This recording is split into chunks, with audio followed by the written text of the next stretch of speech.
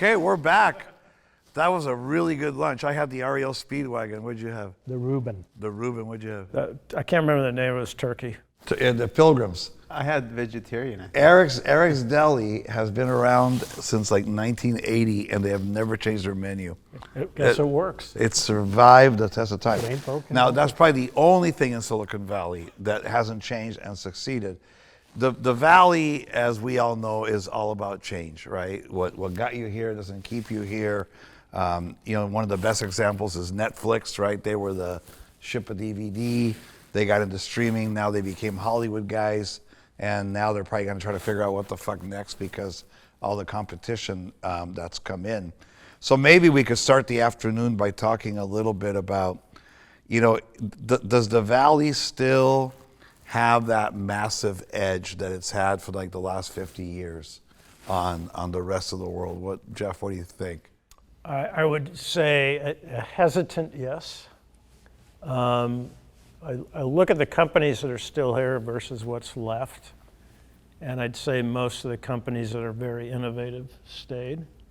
I'm not slamming the companies that left, but some of the older school companies have moved their headquarters.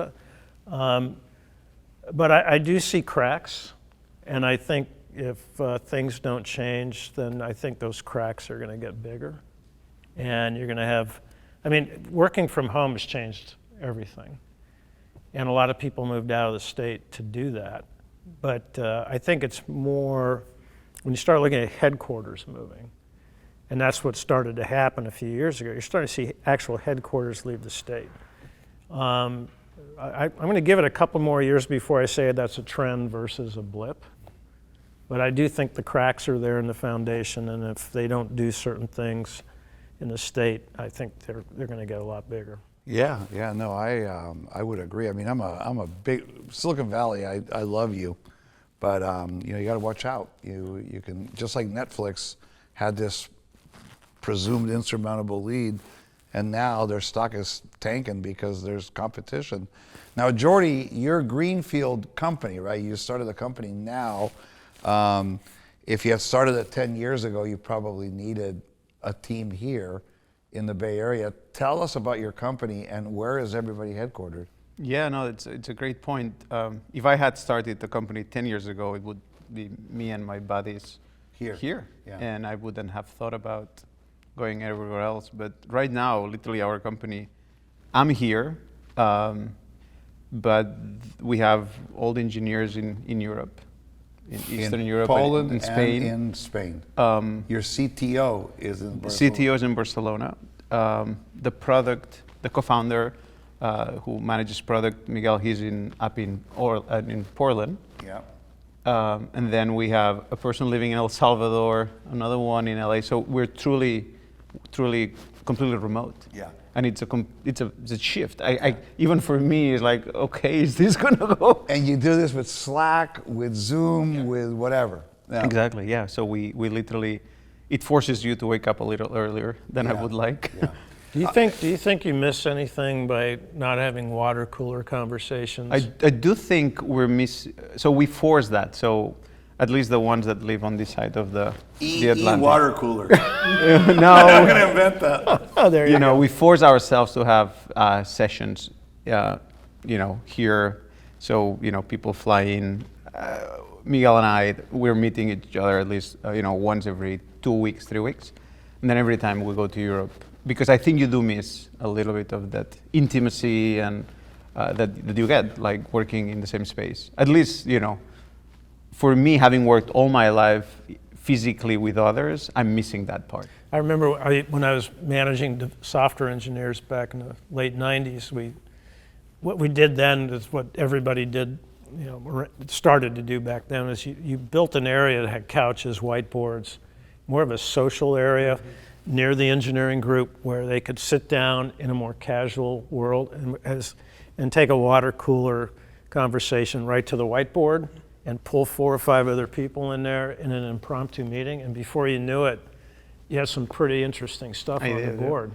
Yeah, the whiteboard is a thing. But it does make you wonder, to your question about Silicon Valley, what is the role of Silicon Valley 20 years from now when, I mean, Silicon Valley is what it is because it has the human capital coming from universities and all of us coming here. You have the ecosystem of companies and, being fed by all this money. Yeah. And then obviously the regulation is really easy. You can start a company. Everything seems to be in place. But now that all the human capital is globally dispersed, what is going to be our role? I think we're still going to be a very important part of this network, because I don't think the ecosystem will be destroyed, but it makes you wonder, Well, you look at, how are we going to be looking like? to your point, and I just saw something the other day where Salesforce has the largest building in San Francisco, and they're going to sublease 40% of it. They're not going to use 40% of that building. Work from home. And Twitter yesterday, I think in the news, they're going to disperse their workforce. I mean, they're already working at home, but their commitment to property and commercial real estate in the Bay Area just went out. Yeah. Isn't it funny? Because in Silicon Valley, you have these mega headquarters, Apple Right. and Google and Salesforce Tower, which is immense. And it's being built by companies that are actually pushing the remote. It's like there's something happening. I think reluctantly they push that remote Maybe, because but even Facebook, right? They rebuild the headquarters and now you can work from home forever, right? Well, Yeah. there's a Facebook campus that's in Burlingame off the water there. It was built and it was empty during COVID. And I'm not sure even if there's a lot of activity there today because people aren't going into work. Yeah. It's huge. It's a huge. Ole, what do you think? You're the guy that was at a company with 178 countries that they represent or whatever. Is the Valley going to remain the powerhouse? I think so. For at least 5-10 years, I think. But it is an interesting question. What's Silicon Valley going to look like 20 years from now, right? But I still think that we still have presence and we still have But you remember in 99 or 2000 when there was the big crisis, everyone said, we're going to look like, these Texas towns when they ran out of oil. And that wasn't true. Yeah. Then, they reinvented, there was a lot of healthcare, biotech, and then all of a sudden we went into the SaaS, the cloud. I mean, that's the other thing. So- We got the biotech, and now we have things like TechTorch that are saying, every company's a tech company. Here's your. So I think you're not going to eliminate the human capital. Stanford is not going to stop getting Yeah, people yeah, out. yeah. Berkeley. I think what'll be interesting to see is, to your point, do they graduate from Stanford but go to Oklahoma? Because, the biggest, we got housing issues, we have affordability issues. graduated from Stanford. And I'm going to, well, I mean, no, but think about it for a minute. If I know a lot of people that are younger that left the state because they can't afford anything. Yeah. Because the gap between the income and affordability of a and home that's going to keep growing. has I think so. changed dramatically. And if you look in San Francisco, I know San Francisco very well. It's my hometown I grew up in. Families don't raise their kids in San Francisco anymore. The population of public schools in San Francisco is down to a very small percentage of the population. So you start looking at families making decisions about lifestyle. It's going to come down to more like that than is the Valley a great place. We have great weather. We have great campuses. You have a core infrastructure of companies that can generate jobs like crazy. But it comes down to the workers and what are they going to decide? What do they want to do? And San Francisco is not a place to raise families anymore. It's obvious. They don't want to live in San Francisco. So as you look at the problems, the rent's not going down.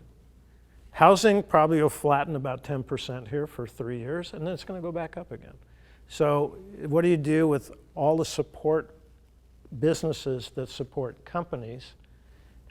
They're the $18 an hour, $15 an hour people. And all these They can't afford this physical anymore. therapists and massage therapists and Those are the people car that wash can't. and They're going to leave. teachers, firemen, police. So you're going to have all these techies here, and then no restaurants, no dry cleaners, because they can't afford to live. DoorDash. Yeah. Well, your DoorDash guy has to have a car, Yeah. right? So I kind that's of want to drive Uber, man. You're going to supply. that's what I look at holistically. I don't go, boy, there's a lot of talent here. Boy, there's great universities here. I look at the whole infrastructure that takes to support companies here. And when you start looking at that lower class, That support, lower the middle support class, system, yeah. it's they're gone.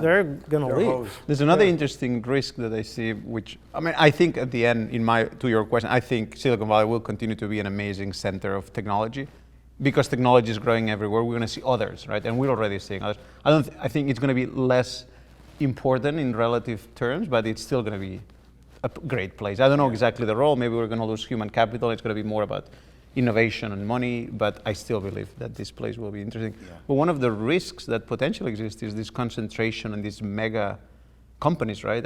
I was reading the other day that 13% of people in Silicon Valley work either at Apple or Google, right? That didn't used to be the case. Like there used to be a lot of fragmentation, and now you're getting concentration on these mega players, and they pay super well. So you're even exacerbating these differences, right? So Yeah. to what extent that's a risk or not? You know what? The jobs, okay, so 2001, the Silicon Valley, you could drive on 101 in rush hour and make it to San Francisco from San Jose in 25 minutes.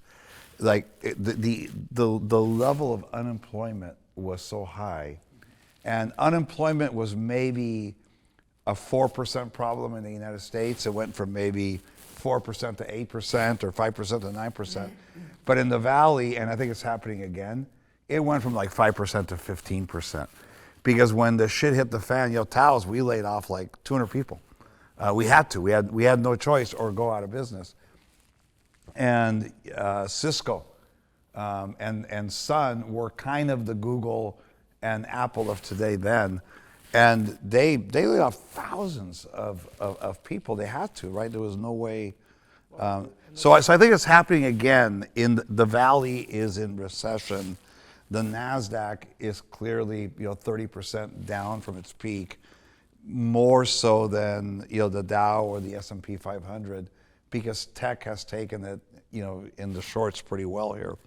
So I do think the Valley is in a recession right now, and more pink slips are going to be handed out. I think it's just starting. Yeah. I think the whole deal at Facebook right now, where Zuckerberg was saying it's time for people to leave and we're going to raise the bar.